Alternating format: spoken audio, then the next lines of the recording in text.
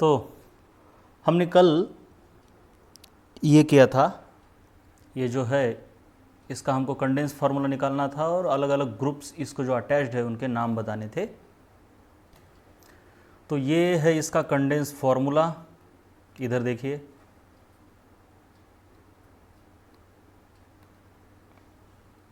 Right, और अलग अलग जो ग्रुप है यहाँ पर, इनके नाम भी यहाँ पर मैंने दे दिए हैं। चलो अब देखिए, हम आईयूपैक नोमेनक्लेचर देख रहे हैं, लेकिन उसको देखने से पहले कुछ चीज़ें देखना बहुत ज़रूरी है डिटेल में। तो अब देखेंगे हम अल्केन, अल्कीन, अल्काइन और अल्काइल। ये गलत लिखा है, स्टूडेंट्स के नोट्स है तो इसमें स्पेलिंग मिस्टेक थोड़ी हो सकती है। तो आपको पता होना चाहिए, 10th क्लास में भी आपको था, अल्केन का जो जनरल फार्मूला है वो CnH2n+2 रहता है। फॉर एग्जांपल उसका है प्रोपेन, सभी के सभी सिंगल बॉन्ड रहते हैं उसमें।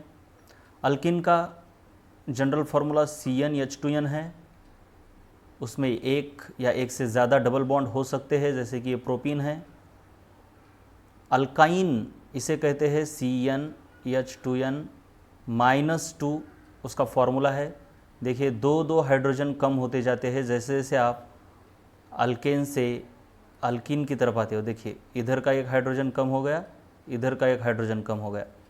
वैसे ही जैसे ही आप अल्कीन से इधर आते हो तो और दो हाइड्रोजन कम होते हैं और बॉन्ड, सिंगल बॉन्ड से डबल बॉन्ड इधर हो गया, डबल बॉन्ड से यहाँ पे ट्रिपल बॉन्ड हो जाता है। अल्काइन में कम से कम एक ट्रिपल बॉन्ड रहता है और हाइड्रोजन अल्किन से दो कम रहते। अब ये इंपॉर्टेंट होता है अल्काइल। अल्काइल का फॉर्मूला है CnH2n+1। देखिए ये +1 है, इधर +2 है, तो इसका एक्चुअली इसको रेडिकल बोलते हैं। अब इसको क्यों रेडिकल बोलते हैं ये हमको देखना है। तो सबसे इंपॉर्टेंट बात हमने देखा था अल्केन, फॉर एग्जांपल प्रोपेन।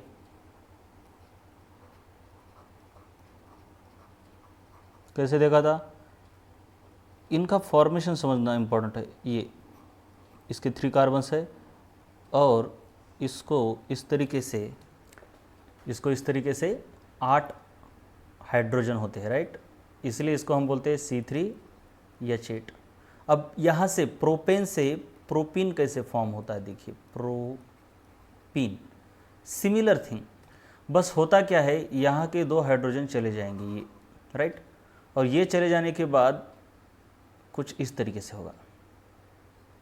ये ऊपर वाला हाइड्रोजन जैसा है वैसे इधर भी, इधर भी, इधर भी जैसा है वैसे इधर भी, इधर भी, लेकिन यहाँ के हाइड्रोजन चले गए ये और ये। तो इसका मतलब ये कार्बन और ये कार्बन, इन दोनों कार्बन की वैलेंसी अनसैटिस्फाइड है, राइट। क्योंकि कार्बन एक्चुअली 4 बॉन्ड करता है। यहाँ पे देखिए, यहाँ पे कार्बन ने 4 बॉन्ड किए, 1 2 3 4, लेकिन ये हाइड्रोजन चला गया इसलिए इसके बॉन्ड हो गए सिर्फ 3 और इसके भी 3 हो गए। तो दोनों को एक एक इलेक्ट्रॉन की ज़रूरत है, इसलिए ये क्या कर लेते हैं, एक दूसरे के अंदर बॉन्ड बना लेते हैं। और ये जो था ना, ये जो मैंने दिखाया था, यहाँ से हाइड्रोजन चला गया। हाइड्रोजन चला गया मतलब कैसे चला गया, उसने एक इलेक्ट्रॉन लेके चला गया और एक इलेक्ट्रॉन कार्बन के ऊपर है। तो एक इलेक्ट्रॉन कार्बन के ऊपर अनपेयर्ड है। आपको बॉन्ड, वैलेंस बॉन्ड थ्योरी पता होनी चाहिए कि एक इलेक्ट्रॉन इसके ऊपर अनपेयर्ड है, इसके लिए इसकी वैलेंसी कंप्लीट नहीं हुई है, सेटिस्फाई नहीं हुई है। वैसे ही इस कार्बन के ऊपर एक इलेक्ट्रॉन अनपेयर्ड था, इसीलिए वो अनपेयर्ड इलेक्ट्रॉन को दिखाने के लिए इस तरीके से एक ऐसी लाइन दिखाते हैं। अनपेयर्ड इलेक्ट्रॉन को दिखाने के लिए इस तरीके से एक लाइन दिखाते हैं। एक लाइन मतलब एक अनपेयर्ड इलेक्ट्रॉन है और उसकी उतनी वैलेंसी अनसेटिस्फाइड है। एक लाइन है मतलब इसकी एक वैलेंसी अनसेटिस्फाइड है, मतलब ये एक और बॉन्ड बना सकता है। 2 लाइन्स अगर है उसके किसी भी स्पीसीज़ के ऊपर 2 लाइन्स है, मान लीजिए ऐसे ये, तो इसका मतलब हो गया कि इसके 2 वैलेंसीज अनसेटिस्फाइड है, ये 2 बॉन्ड बना सकता है। तो अब कार्बन ने चूँकि एक दूसरे के अंदर बॉन्ड बना लिया है, इसीलिए इस लाइन को हम मिटा देते हैं, मतलब इसकी वैलेंसी अभी सेटिस्फाई हो गई। और इस तरीके से कार्बन के बीच सिंगल बॉन्ड की जगह पर डबल बॉन्ड आ गया। और जब डबल बॉन्ड आता है तो इसे हम अल्कीन कहते हैं, और ये 3 कार्बन का है इसलिए इसे हम प्रोपीन कहते हैं। देखिए ये एन है और ये ईन है। उसके बाद अब इसका अल्काइन कैसे होता है? अल्काइन होने के लिए इससे और ये 2 हाइड्रोजन चले जाते हैं, राइट। तो ये कैसा दिखेगा आपको, देखिए, ठीक है, ये 2 हाइड्रोजन चले गए यहाँ से, राइट। इसलिए इनके जो ब्रोकन बॉन्ड है ऐसे दिखाएंगे हम, ऐसे दिखाएंगे। इसका मतलब क्या है कि ये कार्बन एक बॉन्ड बना सकता है और एक कार्बन भी एक बॉन्ड बना सकता है। तो ये क्या बोलेंगे कि चलो एक दूसरे, इसको भी एक की ज़रूरत है, इसको भी एक की ज़रूरत है, इसके ऊपर भी एक अनपेयर्ड इलेक्ट्रॉन है, इसके ऊपर भी एक अनपेयर्ड इलेक्ट्रॉन है। तो ये बोलेंगे कि चलो हम एक दूसरे को सेटिस्फाई कर लेते हैं। तो एक दूसरे को सेटिस्फाई कर लिया, जो अनपेयर्ड इलेक्ट्रॉन थे उन्होंने बॉन्ड बना लिया, तो दोनों के अनपेयर्ड इलेक्ट्रॉन पेयर हो गए एक दूसरे के साथ। तो इस लाइन को हम हटा देते हैं। याद रखना है, ये जो लाइन होती है इसका मतलब होता है अनपेयर्ड इलेक्ट्रॉन। ये जो लाइन थी ना, इसका मतलब होता है अनपेयर्ड इलेक्ट्रॉन। लेकिन 2 एटम के बीच जो लाइन होती है वो अनपेयर्ड इलेक्ट्रॉन है, जबकि उसका मतलब बॉन्ड होता है, और बॉन्ड के अंदर 2 इलेक्ट्रॉन होते हैं, वो भी पेयर्ड होते हैं। इस लाइन का मतलब होता है अनपेयर्ड इलेक्ट्रॉन। लेकिन अब ये लाइन मिट जाएगी क्योंकि बॉन्ड हमने बना लिया है। और जब ऐसा ट्रिपल बॉन्ड आता है तो इसको हम अल्काइन बोलते हैं, और ये 3 कार्बन का है इसलिए इसको हम बोलते हैं प्रोपाइन। क्या बोलेंगे इसको हम? प्रोपाइन। यहाँ तक बात क्लियर हो गई, राइट। अल्केन, अल्कीन, अल्काइन किस तरीके से फॉर्म होते हैं। अब हमको देखना है कि अल्काइल कैसे फॉर्म होता है। इस प्रोपेन को उठा के मैं नीचे लिख लेता हूँ। देखिए किस तरीके से इस प्रोपेन से, अब इस प्रोपेन से ये दोनों हाइड्रोजन गायब नहीं होते, बल्कि सिर्फ एक ही हाइड्रोजन गायब हो जाता है यहाँ का, या फिर मान लीजिए यहाँ का हाइड्रोजन हमने गायब कर दिया, और ये हाइड्रोजन जैसे थे वैसे ही हमने यहाँ पे रख लिए, राइट। तो आपको किस तरीके से स्ट्रक्चर दिखेगा, देखिए। ऑफ कोर्स ये तीनों के तीनों कार्बन दिख रहे हैं आपको, 1 2 3, और यहाँ तक ठीक है। अब ये हाइड्रोजन चला गया इसका एक इलेक्ट्रॉन लेके, लेकिन एक इलेक्ट्रॉन तो कार्बन का है, उसके ऊपर ही है अनपेयर्ड इलेक्ट्रॉन की तरह। और मैंने बोला था कि एक अनपेयर्ड इलेक्ट्रॉन को ऐसे डैश लाइन से दिखाते हैं। इसका मतलब होता है कि इसके ऊपर एक अनपेयर्ड इलेक्ट्रॉन है और ये एक बॉन्ड बना सकता है किसी के साथ भी। और जब अनपेयर्ड इलेक्ट्रॉन रहता है तो ये काफ़ी रिएक्टिव रहता है, क्योंकि रिएक्शन होती ही है अनपेयर्ड इलेक्ट्रॉन को पेयर करने के लिए। तो ये काफ़ी रिएक्टिव होता है। तो रिएक्टिव, किसी भी स्पीसीज को रिएक्टिव है, बहुत ही ज़्यादा रिएक्टिव है, मतलब हमला, किसी के ऊपर भी ये हमला बोल देती है। और जब कोई भी चीज़ किसी के ऊपर बहुत जल्दी हमला बोल देती है तो उनको हिस्ट्री में, जब आतंकवादी लोग थे, क्रांतिकारी लोग थे, उनको रेडिकल बोला जाता था। मतलब बहुत जल्दी किसी के ऊपर भी ये हमला बोल देते हैं। तो इसीलिए केमिस्ट्री में भी ये लोग जो कि बहुत जल्दी किसी के ऊपर भी अटैक कर लेते हैं, क्योंकि ये बहुत रिएक्टिव होते हैं, इनको किसी के साथ तो बॉन्ड करना ही करना है, ये काफ़ी अनस्टेबल होते हैं, इसलिए इन लोगों को रेडिकल कहा जाता है। So anything having unpaired electron in chemistry is called as radical. इसीलिए जब ये ऐसा एक हाइड्रोजन निकल जाता है तो इसको हम अल्काइल बोलते हैं, अल्काइल। और इसको डिनोट करते हैं आर से, और ऐसा डैश लगाते हैं आगे या फिर इधर पीछे से। इस डैश का मतलब होता है इसके ऊपर एक अनपेयर्ड इलेक्ट्रॉन है, और इनको अल्काइल या फिर अल्काइल रेडिकल्स ऐसे भी बोला जाता है। और इनको याद रखना है, बहुत ही इंपॉर्टेंट होते हैं ये अल्काइल रेडिकल्स। इनका जनरल फॉर्मूला होता है CnH2n+1। इस तरीके से रेडिकल को आपको याद रखना है, बहुत इंपॉर्टेंट है ये। इसके आगे बहुत बार आएंगे। अब ये 3 कार्बन का, इसलिए इसको हम बोलेंगे प्रोपाइल रेडिकल। क्या बोलेंगे इसको? Propyl radical. और ये किसी भी पेरेंट चेन को हम इस बॉन्ड के जरिए क्या कर सकते हैं? अटैच कर सकते हैं। मान लीजिए ऐसी पेरेंट चेन है बहुत बड़ी कार्बन की, तो देखिए ये इधर कार्बन के साथ ये क्या कर सकता है? अपने अनपेयर्ड इलेक्ट्रॉन के जरिए अटैच हो सकता है। So this is alkyl radical, very important. अगर 4 कार्बन है तो ब्यूटाइल, 8 कार्बन है तो ऑक्टाइल, 9 है तो नोनाइल, ऐसे बोलेंगे इसको। तो देखिए यहाँ पे क्या लिखा है, ये सब आपको लिख के लेना है, ये नोट्स को, वीडियो को पॉज करके सबसे पहले समझ लो। Alkyl radicals have an unpaired electron, ये तो मैंने बोल दिया। They can not exist independently. Of course unpaired electron है इसलिए इंडिपेंडेंटली रह ही नहीं सकते, बहुत ही रिएक्टिव रहते हैं, किसी के ऊपर भी अटैक बोल देंगे। They are always attach to some parent chain. Of course किसी ना किसी पेरेंट चेन को ही अटैच रहेंगे, ऐसे अलग से कभी नहीं रहेंगे, क्योंकि हाईली रिएक्टिव होते हैं।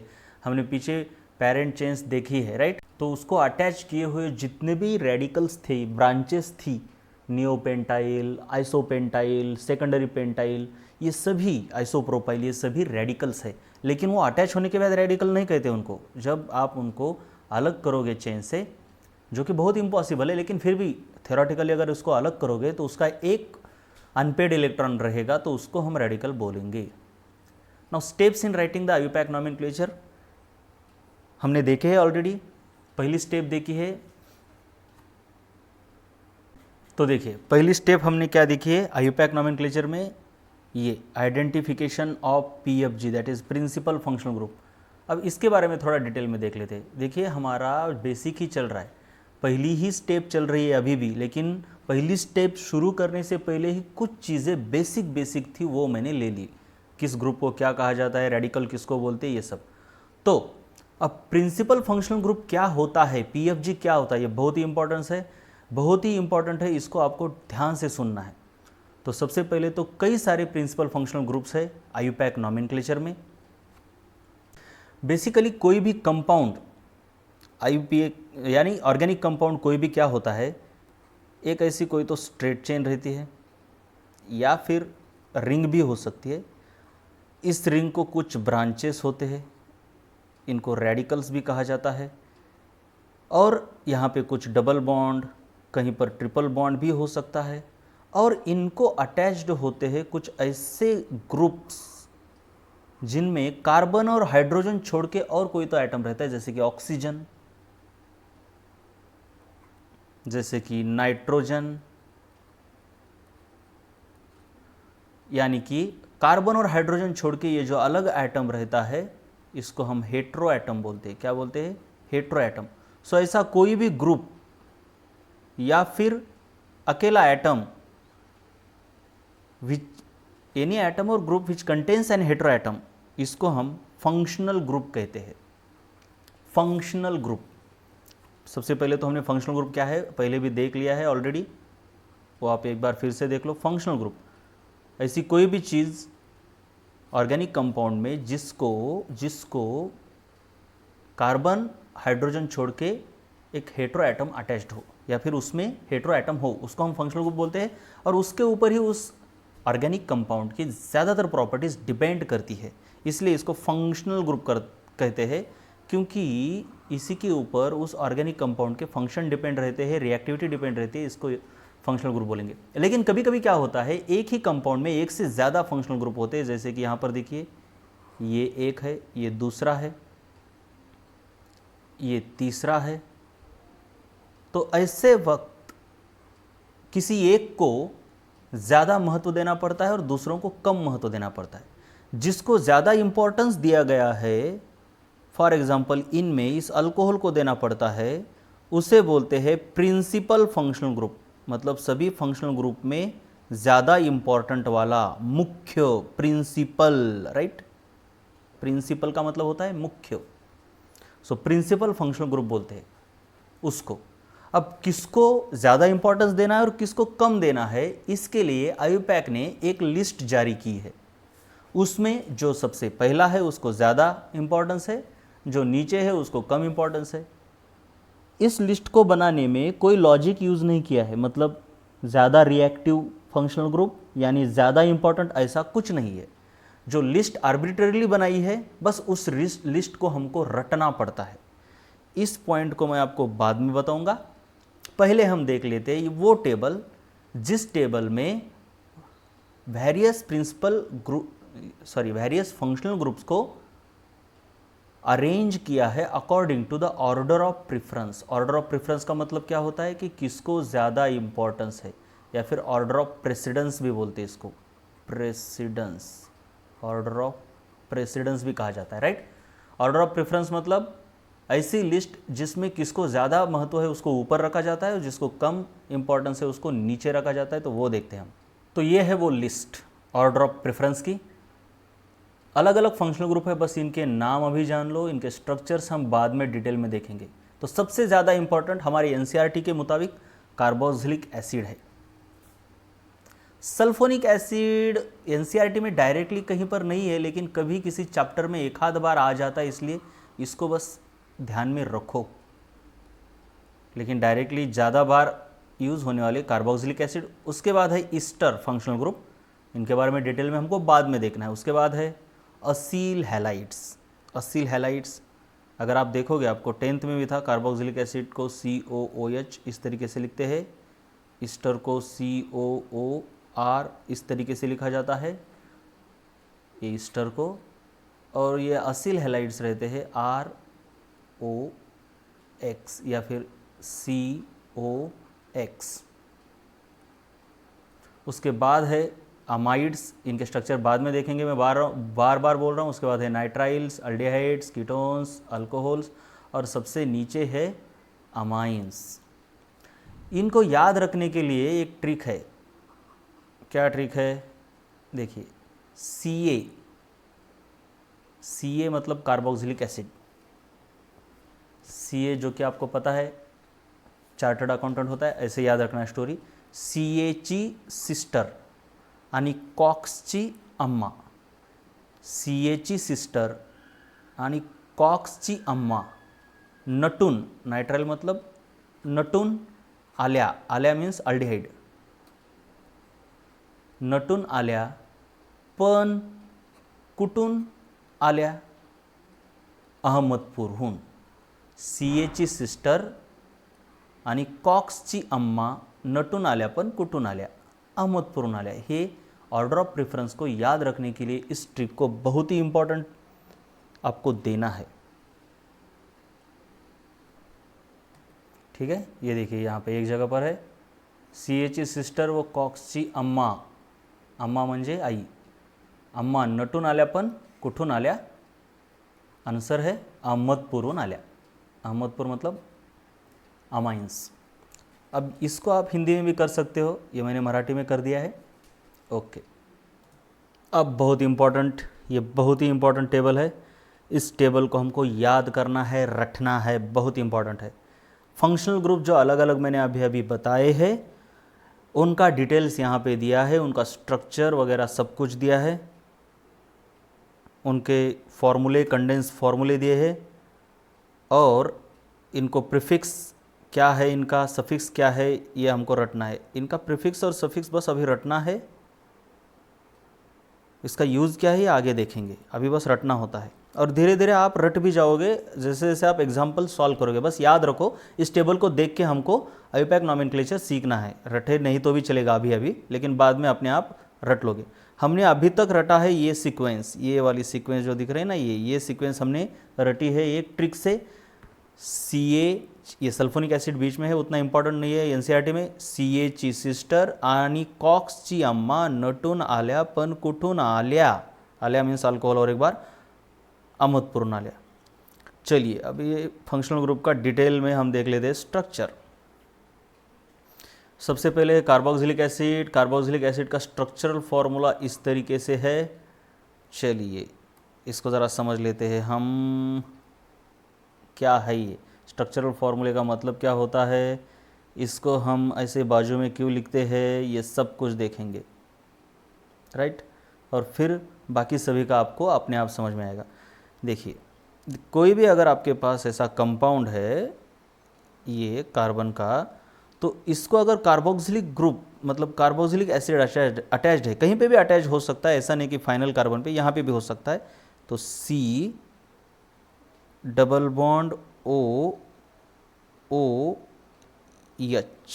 ये इस तरीके से ये कार्बोक्सिलिक एसिड का फंक्शनल ग्रुप इस चेन को अटैच्ड हो सकता है। देखिए, इसको अगर आप हटा के बाजू में निकाल के देख लोगे तो ये कुछ इस तरीके से दिखेगा ना, C डबल बॉन्ड OH। इस O को ऊपर से लिख सकते हो आप, ऐसा कोई नहीं है, मतलब ये जो है इसकी तरह ही दिख रहा है कि नहीं। तो इस ग्रुप को बोलते हैं कार्बोक्सिलिक एसिड, और ये अलग से इधर आपने इसका फंक्शनल स्ट्रक्चरल फार्मूला निकाल लिया। अब इस ग्रुप को ऐसा ना लिख के आप कंडेंस करके भी लिख सकते हो, COOH, राइट। तो इसको अगर मैंने कंडेंस कर दिया तो ये कुछ, ये डैश, ये जो डैश है ना, इसको तोड़ने के बाद यहाँ पे मिलता है COOH, इसलिए इसका है कंडेंस्ड फॉर्मूला। इसी तरीके से हर फंक्शनल ग्रुप का एक स्ट्रक्चरल फार्मूला होगा और एक कंडेंस फार्मूला होगा, लेकिन फंक्शनल ग्रुप उस तरीके से एग्जिस्ट नहीं करते। फंक्शनल ग्रुप उस तरीके से एग्जिस्ट नहीं करते। तो ये बस दिखाने के लिए है, ऐसे अलग से इंडिपेंडेंटली एग्जिस्ट नहीं कर सकते। क्यों? क्योंकि यहाँ पे रेडिकल है, ये देखिए, ये ऐसा डैश है, मतलब एक अनपेयर्ड इलेक्ट्रॉन है और अनपेयर्ड इलेक्ट्रॉन को लेके कोई ऐसे घूम नहीं सकता। बस अलग से स्टडी करने के लिए हमने इसका स्ट्रक्चर बाजू में लिखा है, लेकिन functional group is always attached to some chain. और ये है इसका कंडेंस फार्मूला। आईयूपैक नॉमेनक्लेचर में होता ये है कि पूरा नाम लिखते वक्त ये जो फंक्शनल ग्रुप है इसके साथ और कई फंक्शनल ग्रुप चेन को अटैच होते हैं, और आईयूपैक जो नाम होता है वो नाम ऐसा बड़ा होता है। उस नाम में एक ऐसा मेन वर्ड रहता है जिसे हम रूट वर्ड कहते हैं। इस नाम के आगे कुछ लगा होता है, पीछे कुछ। जैसे कि हमारा नाम होता है, राइट, फॉर एग्जांपल हमारा नाम है कुछ भी, मान लीजिए विलास। ये विलास जो है ये अपना रूट वर्ड है, लेकिन इसके आगे और पीछे लगाया जा सकता है कुछ। जैसे कि इसके आगे लगाते हैं श्री, पीछे भी लगा सकते हैं कुछ राव, राइट। तो ये जो आगे आता है इसे प्रीफिक्स बोलते हैं और बाद में आता है उसे सफिक्स बोलते हैं। तो आईयूपैक नाम में भी ऐसा रूट वर्ड, प्रीफिक्स और सफिक्स रहते हैं।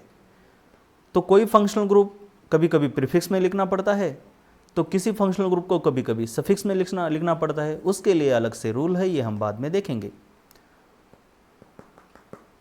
तो इस टेबल में हम अलग अलग फंक्शनल ग्रुप के सफिक्स और प्रीफिक्सेस देखेंगे, राइट। तो इस तरीके से हमको इस टेबल में बस याद ये रखना है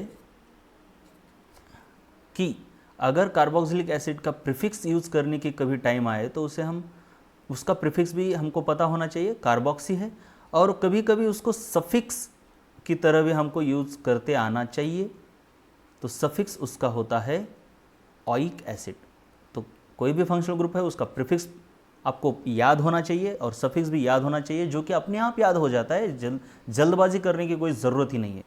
तो इस तरीके से प्रीफिक्स, सफिक्स, फंक्शनल ग्रुप, उसका स्ट्रक्चरल फार्मूला, कंडेंस फार्मूला, पूरा रटा हुआ होना चाहिए आपका। लेकिन ये अपने आप हो जाता है, ज़्यादा चिंता करने की ज़रूरत नहीं है। जितनी प्रैक्टिस आप करोगे, मैं प्रैक्टिस लूँगा भी, तो अपने आप ये याद हो जाता है। इसी टेबल में सब कुछ याद करने का कष्ट मत करो, वो होगा भी नहीं, बहुत टेंशन आएगा। जैसे जैसे हम प्रैक्टिस करेंगे वैसे वैसे आपको अपने आप आएगा। शुरू में बहुत ही ये दिमाग खाता है, लेकिन बाद में बहुत ही सिंपल हो जाता है, आपको याद रखना चाहिए।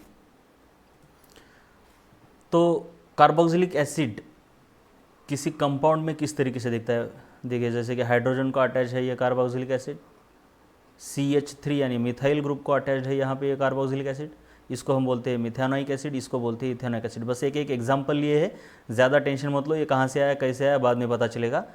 मतलब ओइक एसिड बोला था ना मैंने, सफिक्स इसका ओइक एसिड रहता है। देखिए इधर मिथैन और ये आगे है ओइक एसिड।